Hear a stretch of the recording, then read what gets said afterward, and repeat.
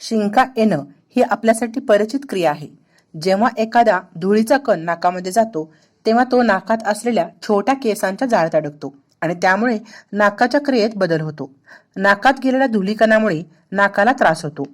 अशा वेळी नाक साफ करायचे काम हे शिंका करतात. जेव्हा तुमच्या नाकातील आतील त्वचेला त्या बाह्य कणाचा आभास होतो तेव्हा नाकातील नर्वस सिस्टीमच्या मदतीने मेंदूला सिग्नल पाठवला जातो. त्याप्रमाणे आपले नाक प्रतिकार करते आणि म्हणूनच शिंका आल्यामुळे नाकात अडकलेली घाण ही बाहेर फेकली जाते. म्हणून शिंक येणे हे नैसर्गिक क्रिया आहे आणि ते चांगले आहे.